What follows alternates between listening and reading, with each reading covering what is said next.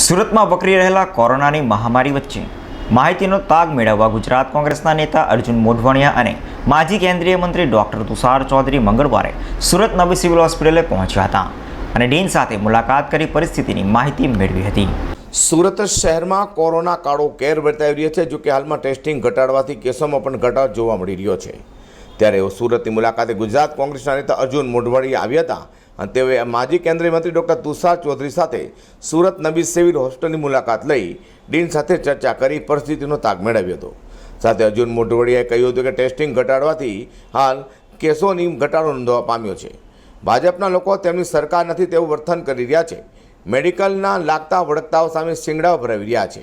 ગુજરાતમાં ઓક્સિજન અછતને લઈ લોકો પરેશાન થઈ રહ્યા છે. ત્યારે ગુજરાતમાં પૂરતો ઓક્સિજન હોવા છતાં ત્યારે ગુજરાતમાં પૂરતો ઓક્સિજન હોવા છતાં પણ બહારના રાજ્યોમાં અપાતો હોવાની આક્ષેપ કર્યો છે. કોંગ્રેસ નેતા અર્જુન મોઢવાણિયાએ આજે સુરત સિવિલ હોસ્પિટલની મુલાકાતે આવ્યા હતા. ગુજરાતની ઊભી થયેલી પરિસ્થિતિ માટે ભાજપની સરકારને અર્જુન મોઢવાણિયાએ જવાબદાર ઠેરાવ્યા હતા. ભાજપના પ્રદેશ અધ્યક્ષ CR પાટીલે રેમડેસિવિર ઇન્જેક્શનમાં પોતે જસ ખાટવાનો પ્રયાસ કર્યો છે.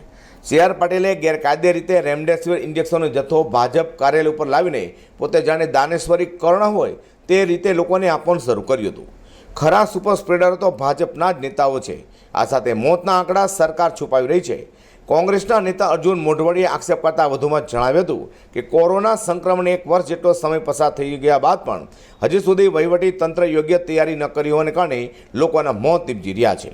ખૂબ દુઃખદ બાબત એ છે કે સુરત શહેરમાં રાજ્યની અંદર ઓક્સિજનની પણ વ્યવસ્થા સરકાર દ્વારા કરવામાં આવી નથી. લોકો સતત ભયના ઓથા નીચે જીવી રહ્યા છે. સુરતની સિવિલ હોસ્પિટલમાં અમે સુપ્રિન્ટેન્ડન્ટને મળ્યા, વોર્ડની અંદર દર્દીઓને પણ મળ્યા અને દર્દીઓને પણ આશ્વાસન અને સધિયારો આપ્યો. સુપ્રિન્ટેન્ડન્ટને મળી અને જે વ્યવસ્થા છે અહીંયાની એ વ્યવસ્થાને અમે રિવ્યૂ પણ કર્યો અને એમાં અત્યારે પણ સુરતની અંદર તકલીફ એ છે કે દર્દીઓની સંખ્યા ઓછી દેખાય છે કારણ કે ટેસ્ટિંગ ઓછું થાય છે. અને ખાસ કરીને જ્યારે શરૂઆત થઈ ત્યારે 1,80,000 રોજના ટેસ્ટ થતા હતા, એ ઘટાડીને 1,37,000 કરી દીધા. અને એને કારણે જે ટેસ્ટિંગ અને ટ્રેસિંગ થવું જોઈએ ત્યાંના લેવલે, સ્થાનિક લેવલે, માઇક્રો લેવલે એ થતું નથી. એને કારણે દર્દીઓની જે સંખ્યા આપણને ઓછી દેખાય છે. પરંતુ આજે પણ જે સિરિયસ દર્દીઓ છે, જેને ઓક્સિજનની જરૂરિયાત છે, જે લોકોને બાયપેપની જરૂરિયાત છે અને જે લોકોને વેન્ટિલેટરની જરૂરિયાત છે, એ આજે પણ પૂરા પડી શકતા નથી. એ બેડ ઉપલબ્ધ આજે સુરતમાં નથી. ઓક્સિજનની વચ્ચે જ્યારે ક્રાઇસિસ ઊભી થઈ, રોજની અહીંયા 60 ટનની જરૂરિયાતની સામે માંડ 45 ટન એલોટ થયું હતું. આપણું જે એલોટમેન્ટ થયેલું હતું એ મધ્યપ્રદેશને આપી દેવામાં આવ્યું અને એને કારણે ઓક્સિજન ઘટ્યો અને ઓક્સિજન પૂરા પ્રેશરથી પેશન્ટને આપવું જોઈએ એ ન મળવાથી પણ ગંભીર પરિસ્થિતિ ઊભી થઈને એમાં કેટલાય દર્દીઓ મરી ગયા છે. જે મૃત્યુ થાય છે એમાંથી 80% મૃત્યુ માત્ર ને માત્ર એને બાયપેપ અને વેન્ટિલેટર ન મળવાથી થાય છે, ઓક્સિજન ન મળવાથી થાય છે, અથવા તો દવાઓ નથી મળતી. રેમડેસિવિર, ફેબીફ્લુથી માંડીને જે લાઈફ સેવિંગ ડ્રગ છે એ નથી મળતી, એને કારણે થાય છે.